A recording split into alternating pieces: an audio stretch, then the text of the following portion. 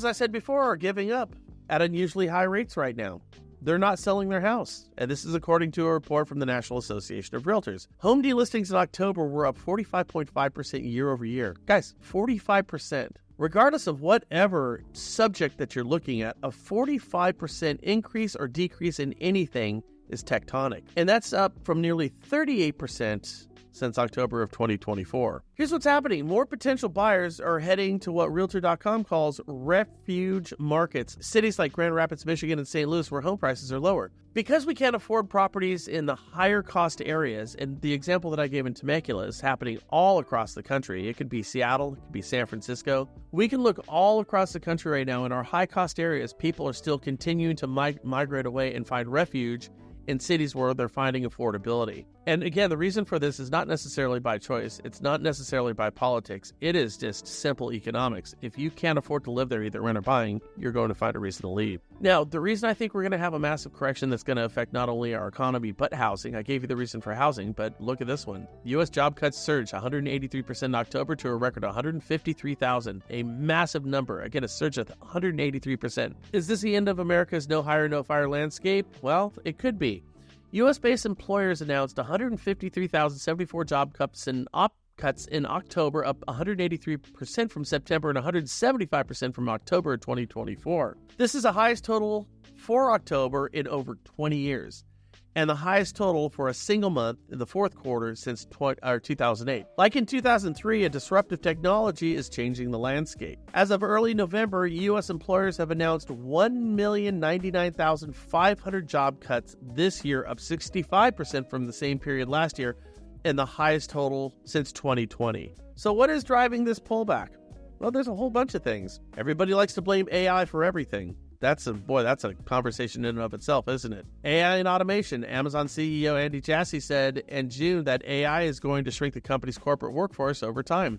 That forecast seems to be arriving early. I don't know if we saw this, but there was like 150,000 jobs that Amazon just recently cut. And every employer, including real estate and lending, is going to be looking to the horizon of AI to see if they can find a way to automate you out of these real estate transactions. A lot of people believe this is a pandemic hangover. I'm so sick of that. I don't want to talk about it.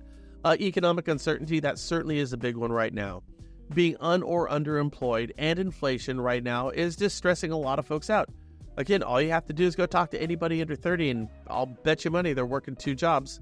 So I think economic uncertainty is absolutely affecting what folks are doing, especially when it comes to buying a house. We went through that one a moment ago. How's housing fared during the recession? Or during recessions? Well, here's how we go. Again, I told you this just a moment ago. We had a recession from 60 to 61, 69 to 70. You can see it at the bottom, 70 to 73, 80 to January to June and 80, 81 to 82, 90 to 91. And if you look at all these charts, is there anything that kind of sticks out? Pretty clear to see that even during recessions, home prices, they do go up, oftentimes outpacing inflation. I thought this was kind of funny, in a not so funny way. They call this one the hamburger parody. Nationwide ground beef prices were $3.88 in December 2019, $5.98 now. Has your income gone up 55% in the past 5 years? Survey says, not a damn chance. Why are we talking about hamburger? The hamburger is going to mirror the cost of everything that you're purchasing at the grocery store. So if the cost of food has gone up 55% and wages have remained stagnant, what does that mean when it comes to how much disposable income I have? It's not good. What does it do for the viable long-term outlook of me buying a house, particularly if I'm trying to break into the housing market for the first time, especially as a younger person? And the answer is it doesn't. The money supply in general is up 65%. This is really interesting too. Kyle, check this out. The money supply in general is up 65% in the past 5 years, which looks suspiciously similar to the S&P 500 and real estate gains. We have just out of thin air, 65% more U.S. greenbacks, and the stock market has gone up 65%, and property values have gone up 65%, all the while with the understanding that the 65% additional money that we put into circulation devalues the ones that I have. So it's basically, this is truly a case of robbing the poor to feed the rich, rather than the other way around. You dilute the money of the vast majority of people, you create more wealth for the top 1%, And that disparity between the haves and have-nots as a result of this has done nothing but grow precipitously, thus further straining anybody's ability to go ahead and buy real estate, which has realized that 65% gain as well. Nutty, isn't it? Mortgage-free homeowners. In 2023, we're looking at 39.8% of folks who own their houses free and clear. If we go back down to 2010, we had 32.8%.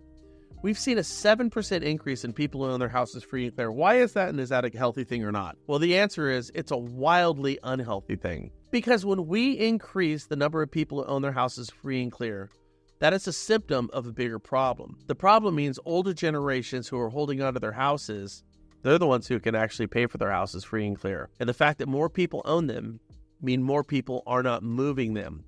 And if more people are not moving properties, we have to ask ourselves why. And today what we tried to spell out are some of those reasons. Why people are delisting their houses, why buyers are sitting on the fence, and the changes that need to take place in order for us to have what is deemed to be or recognized as a healthy real estate and mortgage market. And now, I've said this a lot. We could either make the policy changes to correct these very obvious and blatant problems that we have in front of us, or we could sit around. And sitting around is okay too, because the market invariably will come back and make the changes in spite of what our policies are. And if you don't believe that, all you have to do is look at the last 90 years of tracking real estate, and it always plays out that way. Hope this helps, guys. I can't wait to see you again.